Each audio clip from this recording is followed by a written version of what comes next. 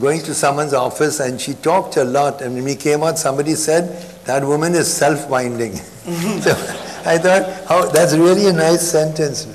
Some people are self-winding. Mahatma Gandhi was self-winding. You put him down in Durban and he started getting wound up. You brought him to Ahmedabad, he got wound up. So then I thought in terms of clients, you know, you have three kinds of clients. You have, let me tell you something else. Instead of saying self-winding, if I can change the metaphor to, let's say, inflammable. So I would think someone like Gandhiji was actually self-igniting. Someone like Nehru was inflammable. He wasn't self-igniting. But if he heard someone speak brilliantly and with passion, he could catch fire. Gandhi didn't need that. He didn't need anyone speaking to him. He would work it out for himself. And the third kind of leader is asbestos. And many of our leaders today are asbestos. Whatever they hear doesn't affect them. You know, I'm sorry to say that. And as an architect, you get a client who comes in and says, I want to build this house in, in Baga or something, and I want a place for my dog or for this or two children. And the architect thinks, oh gosh, you know, this really could be one of the great houses ever made, and gets all worked up and believes it. And you're hoping that the client will be inflammable, so they also get excited. And to the credit of most human beings, they are inflammable, and they do get interested. But it's up to the architect to believe in what they do. And then if the client believes in it too, in fact, if I could say so, it ties in with the discussion earlier on. Anil, I think you were asking the architects here about their clients. I mean, about how they felt about, and they were telling you that they were too. I think one of the things which happened to me is that most of my work when I was in the 20s, 30s, when I was young, was in Ahmedabad. And Ahmedabad is a city of money, but a city of venture capital. They take risks. People in Bombay are bourgeois capital, they don't take risks. They go for a very safe thing. Ratan is the first Tata to actually design something new, that car. JRD didn't, for whatever it's worth. He himself was the first to say so. I think people in Goa, as clients, don't take enough risks. I'm sorry to tell you that, that's my honest feeling. If you did, you've got very good architects in this place who would rise to the occasion. But they need the involvement and the passion of the client who wants to do something different and wants to find out what to do. And I was dying to say that, but I couldn't. I was sitting down there. But I think you should add that I think the nicest client, one of the nicest clients you had, were the people of the Shabbalimo Foundation. Yeah, they just believe from day one. Yeah, I think. That's why that building turned But the ability to believe, you know, if you look at India is a poor country. Bangladesh is even poorer. The Gulf is extremely rich. They've all got very good architects. The best architects do quite ordinary work in the Gulf. But in a poor country like India or Bangladesh, they do wonderful work. Like look at Louis Kahn's building in Bangladesh, or in Dhaka, or Corbusier in Chandigarh and in Ahmedabad. So the thing is, if the client believes that architecture can change your life, then the architect rises to the occasion. The Arabs, I'm sorry not to judge, don't sound racist. Let's say the emirs don't seem to believe that. They think they commission a building and some underling will look after it. That's what happens. The Sarabais would be concerned about what you were doing. They were maybe tough about money and about getting whatever, but they were concerned about quality. Goa has to produce that kind of client, and this would be a paradise. You'll get wonderful architecture built here. So that you must do. Are you really pained now to look at what is happening to the whole exercise and efforts you put in your regional plan and gave a regional plan, and people are opposing it today? You want to close the curtain before I answer? before I break into tears and sob violently? I don't think Gram Sabha crowd is here. No, I'll answer that. Yeah, Rahul, why don't you answer? Is he there? No, I think there's a lot of I'm sure there were things which have to be corrected without any doubt, and they should be corrected quietly, without, I mean, we should have, and we will have this structure where people will come with their objections and they'll be listened to and through some sort of forum. But a lot of misinformation is also being lavished around. I mean, incredible things are being said that new roads have been built, which have been designated, which will go right through your house and through this and that. Actually, the roads there, the majority, in fact, I'd say almost 100% of them, are exactly what was written in 1974. But in 1974, it was drawn as a line because it said 1 is to 50,000 or 25,000, the plans. So a pencil line would be 1 millimeter thick, would be 10 meters wide, but it wasn't at all scaled. It was just drawn as a line and written 10-meter road. Now we are, as you know, we've done something quite unusual in this whole exercise.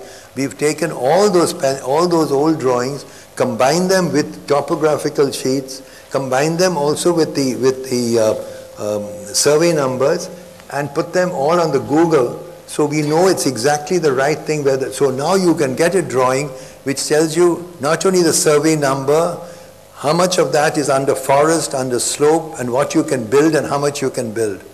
It also will take that pencil line and give it scale.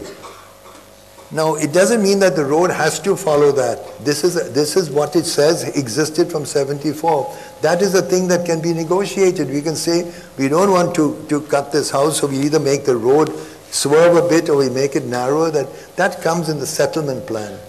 A thing what we've done is purely, it's the next stage. Not at this stage. Not at this stage. And to tell people that I mean, that seems sad, and other things that we sold all the forest, and I don't know what they say, dug this and that. But I think it's a kind of builder-friendly plan. And a builder's plan of all things. I mean, here it comes way down. The builders must be furious with us. They didn't get any of their things. So it's a very strange thing. I don't know I don't know why. You must know better than me. Why am I answering? You tell me. Who's behind it all? Come on, tell us all. Now let's reverse the interview. Pull the curtain down. My job is to take to the people whatever you say. No, I'm going to reverse that. I'd like you to explain to the people what you think is going on. I think that I will answer you after the curtain is down. Okay. But sir, what kind of Goa you look at now next 50 years? Now you have prepared a plan till 21, yeah. But it is definitely we have completed 50 years, and then we have to look forward till 2061. You know, I think there's a nice old saying that inside every fat man there's a thin man struggling to get out. And I often think, is there another Goa struggling to get out of this Goa? Wow. No, seriously, and each of us think of that. Goa was a feudal place. And you lived, that's why the best thing about Goa, I don't know, people hardly mention it. For me, the nicest thing is that the population is reasonably equally distributed. They are not the huge masses of people I find in the rest of India. Because the feudal pattern means you live on land because you own it or you till it. Otherwise you move on. And thousands and hundreds of thousands of Goans have had to move on. They moved on to Nairobi, to Bombay, to ships. That we must stop. I'm certain we must make Goa a place where they have a future. You know, we owe to give them that chance. They don't have to go all the way to Canada. The second thing I notice about Goa is that this decentralized pattern of dwelling of towns and villages, we must keep. We cannot have progress where you get one monster city like Bombay or even Mangalore. That destroys too much. It's wonderful the way, in fact, even now Panjim has about reached its limits. I think Margao has gone over its limits, what you see there. So we must understand that the decentralized pattern is very important. Now, given those two things... Maybe with satellite towns? Just by encouraging growth in smaller places. In fact, what we've done in our plan is encourage growth in the middle layer, not the coastal zone, and trying to repair the damage done by mining to the Ghats. There's that central zone where Ponda and all lie. Yeah, the neither midland. hinterland nor coastal. Yeah, and that is where the railway runs through, the Konkan Railway. The Konkan Railway, if you could double the tracks, right now you can't use it for local trains because it's kept for these, it's only got one track. But if you had two tracks, the main line could be kept, where the train came, it could keep at the station and the other one passes it. Then you could have local trains running every 15 minutes if you want, depending, from Kepen right down to Cancun. And then the same on the Southwestern Railway. You know how much that would change people, because they could fish caught in Cancun could be sold in Mapsa that same morning. It would change the prosperity. And now we recommended that in our regional plan, and we found that the railway, Konkan Railway, has plans to double their track, nothing to do with us. Thank God, and they've acquired the land and everything. All they need is a push. So, I mean, I think if I may say, you need the political will to make things happen. That's what I mean. If it doesn't happen, then people only see the negative things. But I see a Goa where really it has this prosperity, it keeps its qualities. We've kept 80% of the land comes under Eco 1, Eco 2. That means it cannot be touched. So it's and lastly, I would add that Goa is getting a lot of people coming in. But at the moment, there are people that they're doing jobs Goans won't do themselves. We don't want to do construction. We don't want to work in many fields. So we need these people, or we decide to do it ourselves. You know, and we must understand that they have something to contribute to. I understand it's a problem, so we must find some way of leveling that off. And the second thing is, of course, which we must stop, is Goa is filling up with second homes from people from Bombay, Delhi, all sorts of places with lots of money. I'm not against them. It's just that Goa has a very finite landscape. And it's not just how much you build, it's the form you build it in. If you see a village and then you suddenly see these horrible apartment blocks running up the hill, they've killed everything. Just 3 of them would kill the whole village.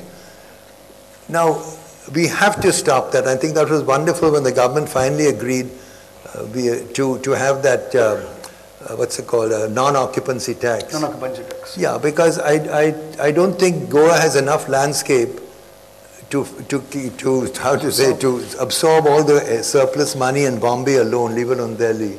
And I think that is and I'm not against non-Goans coming in or anything like, please, Goans are gone all over the world. We can't possibly tell somebody else don't come here. But we must make sure that this isn't just idle money and speculation, which is what it is. I mean, I'm sorry to say, just day before yesterday, that's why we got really depressed. The papers in Bombay, a friend phoned us and said they were full-page ads, four full-page ads announcing sale of homes on Betin Hill. Oh, can you imagine? Absolutely, saying these are this and its name Piramal, some names of the firms. I'll send them to you. So can you imagine what's going on in their heads? They think, well, this plan is going to be thrown out and we'll come back with a raw. And it has already started. They started advertising full page and specifically saying, is it called Alto Betin? Yes. Alto Betin, which is a green area in which you already marked as Eco 1, Eco 2, whatever. That's right. Okay. So it's a huge battle to fight these people, but we must fight it and we must listen to the people who have genuinely been distressed by the plan, especially the small people.